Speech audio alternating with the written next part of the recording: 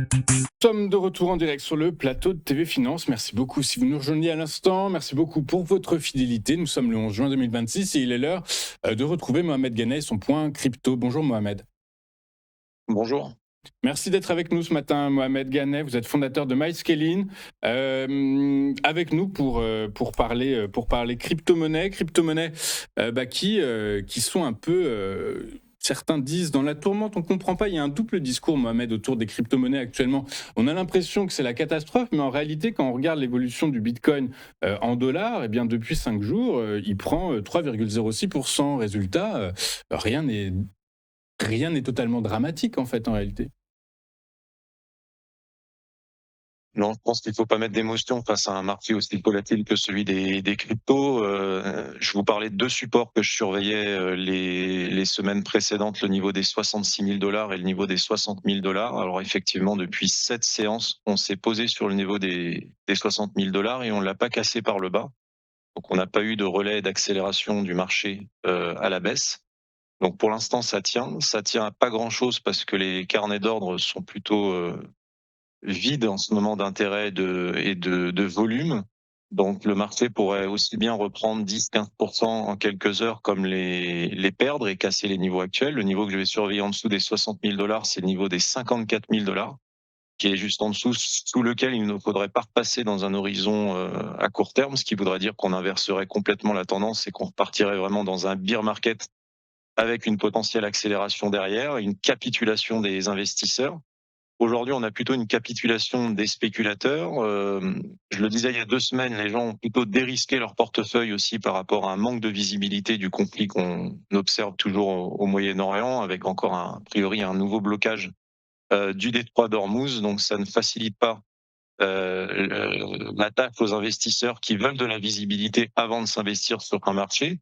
Et ce qui change la donne aussi, on en parlera peut-être après, c'est la grosse IPO qui arrive sur SpaceX demain, qui a vraiment apporté un effet un impact très fort sur la liquidité sur le marché au global. Et effectivement, moi j'ai observé des rotations de capitaux aussi de certains investisseurs et de gros portefeuilles qui veulent se positionner sur des IPO d'entreprises dans le secteur de l'IA. Donc tout ça ne facilite pas une entrée de capitaux frais sur le marché des cryptos, mais plutôt une sortie depuis quelques semaines. C'est très clair, effectivement. Demain, c'est l'IPO de SpaceX. 250 milliards de dollars devraient converger vers cette IPO. C'est gigantesque. Donc, inévitablement, comme vous l'avez dit, il va y avoir des arbitrages au détriment des actifs jugés moins rentables, moins sûrs. Les cryptos, évidemment, en font partie. Ceci étant, effectivement, on en parlera juste dans un instant parce que j'aimerais revenir ce que vous nous dites, Mohamed, quand même. Donc, effectivement, vous nous parlez depuis quelques semaines maintenant du support à 60 000 $. En vous écoutant bien, là, vous avez évoqué un nouveau support, celui de 54 000 $. Il y a autre chose qui peut peut-être être un peu, je dirais, inquiétant d'une certaine façon, entre guillemets, c'est quand le milliardaire de la crypto-monnaie, Changpeng, qui est le fondateur de Binance, dit lui-même qu'il ne faut pas s'inquiéter. Quand celui qui détient 109 milliards, dont la fortune est estimée à 109 milliards de dollars en Bitcoin, commence à dire qu'il ne faut pas paniquer, c'est qu'en réalité, lui-même, il panique, en fait. Je pense que par son expérience et le recul qu'il peut avoir sur les marchés, je pense surtout qu'il essaie de donner un avertissement aux investisseurs qui manquent de patience sur ce marché, de ne pas paniquer, parce qu'à chaque fois qu'on a eu des mouvements de baisse sur le marché des cryptoactifs, et je parle principalement du Bitcoin, on s'est toujours relevé derrière. Donc le don de panique, le no emotion qu'on entend de certains gros investisseurs crypto, je pense qu'il avertit aussi beaucoup le retail, même si le retail est assez peu présent depuis quelques mois sur le marché des cryptos, et également quelques fonds, quelques institutionnels aussi, qui seraient dans un état de panique à chaque fois qu'ils voient le marché crypto de baisser de 10 ou de 15%. Alors qu'on le voit depuis le début de la création du Bitcoin en 2009, hein, on a eu des gros moments de baisse. On a eu des baisses de plus de 80% dans les bear markets qu'on a connus après Covid 2021 et puis aussi un peu avant fin 2017, début 2018. Mais si on prend un peu de recul sur les graphiques, c'est vrai que depuis la création du Bitcoin, on est sur des performances qui sont très importantes, des performances en moyenne à 2 chiffres sur les 2 dernières années. Donc la recommandation de ne pas paniquer face à ce marché est pour moi importante, et c'est vrai qu'il parfois mieux de ne pas regarder les graphiques pour éviter de prendre des décisions qui seraient purement émotionnelles. Et en ce moment, on voit de l'émotion sur le marché. et on voit des volumes qui ne font que baisser aussi. Donc on baisse et on monte un petit peu dans le vide. La dernière hausse qu'on avait eue, vous voyez, entre le mois d'avril et mai, je vous parlais d'une hausse en escalier qui était presque constante, mais plus petite. Et puis derrière, il a fallu quelques bougies pour reperdre toute la performance qu'on avait fait à la hausse. Donc aujourd'hui, on est sur une performance quasiment de 0% depuis le mois de février. On est sur les mêmes niveaux que le mois de février. Donc ça fait 3-4 mois qu'on peut dire que sur les cryptoactifs, on n'a pas réellement bougé, sauf certaines exceptions, et notamment le token HYPE de l'échangeur Hyperliquid qui lui a surperformé globalement le marché et a fait des hausses assez importantes depuis le début de l'année. Ok. Selon Reuters, l'IPO de SpaceX demain devrait susciter jusqu'à 250 milliards de dollars de demandes de la part des investisseurs. C'est gigantesque, 250 milliards de dollars. C'est du jamais vu. Ça devrait en faire l'introduction en bourse la plus importante de tous les temps. Notez que selon toujours Reuters, qui cite plusieurs sources, 30% des titres, soit environ 22,5 milliards de dollars, seraient réservés aux investisseurs particuliers, les investisseurs particuliers qui vont très certainement arbitrer leur portefeuille en faveur de cette IPO. Probablement que cette rotation stratégique est déjà dans les cours de la crypto. Ceci étant, Mohamed, il y a au cours de l'année encore 2 IPO qui vont probablement mettre sous pression les crypto-monnaies. Je pense à OpenAI et Anthropics. Finalement, par la force des choses, le Bitcoin 2026, ça devrait pas être son année quand même en réalité. Peut-être que l'IPO de SpaceX va calmer les investisseurs. Parce que quand tout le monde court après le papier et que tout le monde va se mettre à FOMO sur ces actifs-là, le retour de bâton peut être assez violent. Moi, si je devais me positionner sur ce type d'action, j'attendrais de sortir un petit peu de l'euphorie et d'observer un peu ce qui se passe sur les prix pour acheter quand le marché baisse et pas quand le marché monte. Et donc SpaceX représente bien le marché avec la fusée, la fameuse roquette FOMO to the moon, comme on dit dans le monde des cryptos.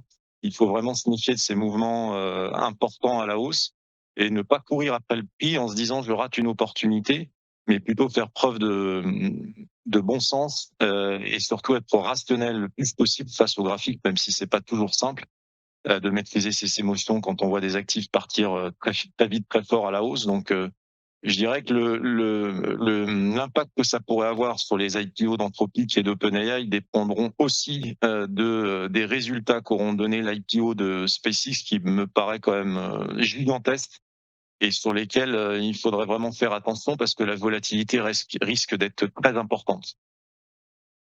La question se posait, alors c'est un autre sujet, hein, Mohamed, et effectivement on ne va pas rentrer dedans, mais la question se posait de savoir si ça valait le coup de rentrer vendeur à découvert sur l'IPO de SpaceX.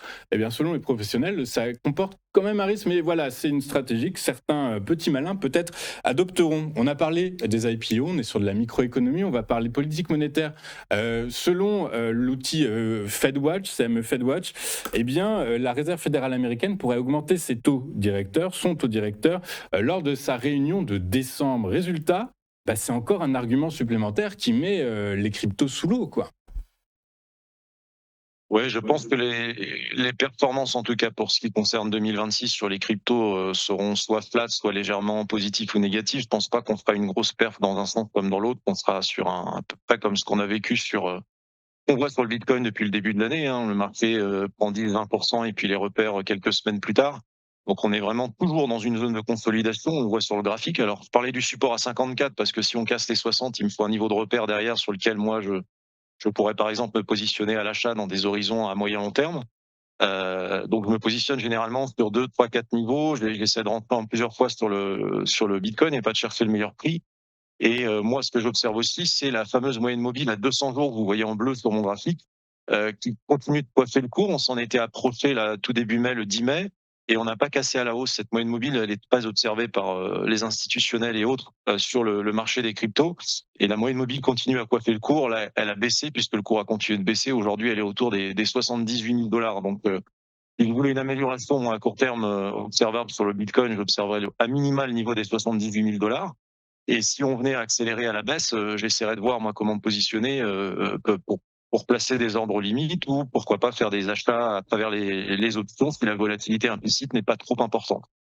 Donc effectivement, l'année 2026 est compliquée pour l'instant pour les cryptos, même si on reste pour l'instant sur une performance flat de quasiment 0%. On a connu des années bien pires et en fonction effectivement de ce que les banques centrales prendront aussi comme décision entre maintenant et fin d'année, ça pourrait avoir un impact plus ou moins positif ou négatif sur le marché, mais j'ai l'impression que le marché est un peu immunisé par un certain nombre de choses et avec tout ce qu'on a pu vivre ces dernières semaines, les nouvelles, qu'elles soient positives ou négatives, j'ai l'impression que le cours des cryptoactifs pour le moment ne prend plus vraiment en compte ce qui se passe au niveau économique et international parce que manque de visibilité, parce qu'on sait que les décisions qui sont prises, et que ce soit la Fed ou la BCE dans l'Union européenne, c'est des décisions qui sont prises essentiellement par rapport au contexte à court terme. Donc peut-être qu'à long terme, ces décisions pourraient être remises en question assez rapidement, donc l'impact se voit pas forcément sur les cours. Ouais, très clair. Alors après, en year to date, donc c'est-à-dire depuis le 1er janvier 2026, le Bitcoin a quand même perdu plus de 28% et passé de 87 412 dollars à 62 713 ce matin. Donc voilà, il y a quand même un petit gadin, c'est même plus qu'un gadin, plus de 20%, c'est un crack, hein, de toute façon, quoi qu'il arrive. Donc on est quand même sur quelque chose, sur du très long terme, on est sur plus de 6 mois. Donc voilà, effectivement, comme vous dites, finalement, par la force des choses, peut-être que 2026, c'est au contraire l'année, l'exercice idoine pour se renforcer en Bitcoin, peut-être. C'est le problème de beaucoup d'investisseurs, c'est qu'ils veulent acheter quand ça monte et quand ça baisse et qu'on a des prix d'achat plus intéressants, les personnes hésitent ou se disent que le marché des bitcoins est mort ou est terminé. On l'a vu sur chaque cycle, hein, chaque bear market. La baisse dont vous parlez de 28-30%, c'est une baisse qui reste malgré tout modérée, hein, sur le marché des cryptos, puisque le bitcoin, à chaque bear market qu'il a vraiment connu de cycle baissier, il a baissé plus de 70-75%. Donc là, on n'est même pas à la moitié du chemin. Et oui, c'est vrai que si on croit en tout cas au marché des cryptoactifs qui ne fait que croître en termes d'adoption également, et sur lequel la supply de Bitcoin, les récompenses de mining sur le Bitcoin sont divisées par deux tous les 4 ans à travers le halving. Donc on a une inflation entre guillemets des BTC qui est réduite par deux tous les 4 ans. Face à, au contraire, une inflation sur les monnaies plus traditionnelles comme l'euro ou le dollar, et ben ça peut être un pari à moyen long terme qui peut être gagnant et qui s'est avéré gagnant jusqu'à présent, même si on est passé parfois par des mouvements de baisse très importants. Donc ouais, les années comme ça où le marché perd 30, 40, 50%, c'est des années pendant lesquelles il faut plutôt se poser la question d'acheter régulièrement. Certains appliquent des stratégies de DCA, ça peut être ça également, plutôt que de se poser la question de sortir complètement du marché et de se dire je vais aller me positionner sur des IPO dans l'IA, quoi. Je pense qu'il faut pas mettre tous les œufs dans le même panier. Il faut rester diversifié sur le marché et il faut faire des choix stratégiques en fonction de ce qu'on observe sur les graphiques et moi en fonction de ce que je verrai sur les IPO. Si les graphiques qui montent tout droit en ligne droite et qu'il y a une volatilité très importante, je resterai en dehors, puisqu'on sait que c'est pendant ces phases-là que la plupart des investisseurs et malheureusement des particuliers que les gens perdent beaucoup d'argent. Donc, Ouais. je préfère rester à l'écart, prendre mon temps pour observer, prendre le temps de prendre des décisions et de ne pas réagir à l'émotionnel, de faire des erreurs qui pourraient coûter cher, quoi. Ouais, très clair, hein. Je rappelle que sur SpaceX, les analystes financiers ont valorisé la société d'Elon Musk 2 fois moins cher que le prix de l'IPO qui est annoncé 1700 milliards, 1400 milliards de dollars de valorisation, quand les analystes financiers l'ont modélisé à 700 milliards. Donc voilà, on est quand même sur des montants gigantesques, mais en tout cas d'un point de vue purement boursier et financier, eh bien ça annonce peut-être, probablement, qui sait, mais en tout cas un repli des cours de SpaceX peu de temps après que tout ça a été mis sur le marché proposé aux particuliers. Merci Mohamed d'avoir été avec nous ce matin. Mohamed Merci à Ganet, vous. vous êtes fondateur de MyScaling, avec nous tous les jeudis matins pour nous éclairer sur le marché des crypto-monnaies, nous dire si c'est le moment ou pas de se renforcer ou de devenir un believer, comme certains disent. Écoutez Mohamed, à très bientôt. On se retrouve la semaine prochaine. De notre côté, dans un instant, on va ouvrir notre page économie avec notre invité Christian Parizeau qui va revenir pour nous, sur les derniers chiffres de l'inflation aux États-Unis, sur la très probable hausse de taux de la Banque centrale européenne tout à l'heure et inévitablement sur l'IPO de SpaceX, sur celle de peut-être d'Anthropic et d'Oracle. Il reviendra sur la publication d'Oracle et puis on parlera également pétrole avec ce regain de tension au Moyen-Orient. À tout de suite sur TF1.